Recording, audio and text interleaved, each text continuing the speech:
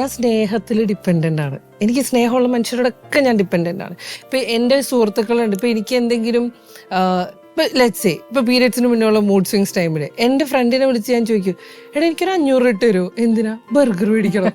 എൻ്റെ 500 ഇല്ലാഞ്ഞിട്ടല്ല, പക്ഷെ അത് അയാളുടെ സ്നേഹം എനിക്ക് വേണം. എനിക്ക് എൻ്റെ ഒരു സുഹൃത്തിന്റെ സ്നേഹം വേണം. ഇപ്പൊ എൻ്റെ പപ്പയുടെ കൂടെ ആണെങ്കിൽ ഒരു ആവശ്യമില്ലെങ്കിൽ ഞാൻ എന്തിനൊക്കെ ഇനി ചോദിച്ചോണ്ടിരിക്കും, എനിക്കിതൊന്നും ചെയ്തു തരുമോ, ഈ കുപ്പിയുടെ അടപ്പ് തുറന്നു തരുമോ. ദാറ്റ്സ് നോട്ട് ബിക്കോസ് എനിക്ക് ചെയ്യാൻ പറ്റാഞ്ഞിട്ടല്ല, എനിക്ക് ചെയ്യാൻ പറ്റാഞ്ഞിട്ടല്ല, ആ വ്യക്തി എനിക്കത് ചെയ്തു തരുമ്പോൾ സ്നേഹം റിസീവ് ചെയ്യാണ്. എല്ലാ ഡിപ്പെൻഡൻസിയും സ്നേഹത്തിന്റെ പുറത്താവണോ എന്നുള്ളതാണ് എൻ്റെ ഒരു പ്രിൻസിപ്പിള്. സത്യമാണ്, ആണല്ലോ. അല്ല, കണ്ടീഷൻഡ് ആയിട്ടുള്ള ഡിപ്പെൻഡൻസി ഒരുപാട്.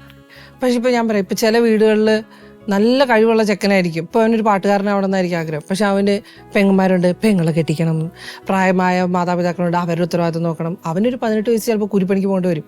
അവൻ്റെ ജോലി നോക്കാൻ നമ്മുടെ സിസ്റ്റം അവനെ സപ്പോർട്ട് ചെയ്യത്തില്ല. അപ്പൊ അവൻ കേൾക്കണ എന്താ, നീ ഒരു ആൺകുട്ടിയാണ്, നീ കുടുംബത്തിലെ തലമുതിർന്നവനാണ്, നീ ഇത് ചെയ്യേണ്ടവനല്ലേ, അതൊരു നടന്നാ മതിയോ? That is burden. അതാണ് ഞാൻ അഡ്രസ്. അതാണ് ഞാൻ പറഞ്ഞ ആദ്യമേ ഒരു 30% ആൺകുട്ടികൾക്ക് എങ്കിലും ആ ബേർഡൻ വരുന്നുണ്ട്. പെൺപിള്ളേർക്ക് ഇതേ പ്രശ്നം എല്ലാം ഉണ്ട്. ഇപ്പം ജെൻഡർ പ്രശ്നമേ അല്ല.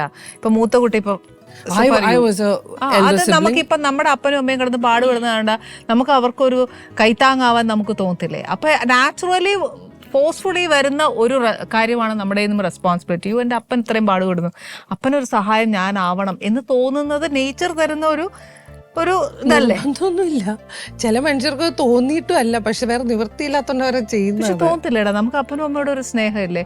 ഇപ്പൊ തന്നെ ലവ് ഇപ്പൊ എന്താ പറയാ, എന്ത് ജോലി ചെയ്ത് സപ്പോർട്ട്. ഇപ്പൊ ഞാൻ റിബിൾ ചെയ്തതാ, ഞാൻ ഒരിക്കലും അവരോടുള്ള സ്നേഹം കൊണ്ട് നഴ്സിംഗ് തന്നെ പഠിച്ച് ഞാൻ കാനഡയ്ക്ക് പോയില്ല. That was the easy way.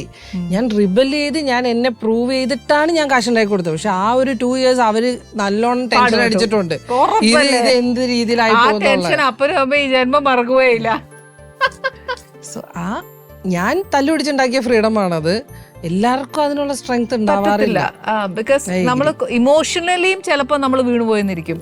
പിന്നെ എന്നാത്തില്ല ഒരു കാര്യം കൂടെ ചെയ്തു, ജുവലിനോട് ഇത്രയും വർത്തമാനം പറയുമ്പോഴും എനിക്ക് ജുവൽ വയസ്സിനെക്കാട്ടിലും ഭയങ്കര മെച്ചോർഡ് ഫീൽ ചെയ്യുന്നു. മേ ബി ബിക്കോസ് ഒത്തിരി പുസ്തകം വായിച്ചുകൊണ്ടായിരിക്കും, ഞാൻ വായിക്കാത്തതുകൊണ്ടായിരിക്കും. പക്ഷെ എനിക്ക് കുറെ പ്രായമായി അല്ല, but still I feel more matured. എന്നുവെച്ചാൽ വർത്തമാനത്തിലാണെങ്കിലും എല്ലാത്തിനകത്തും.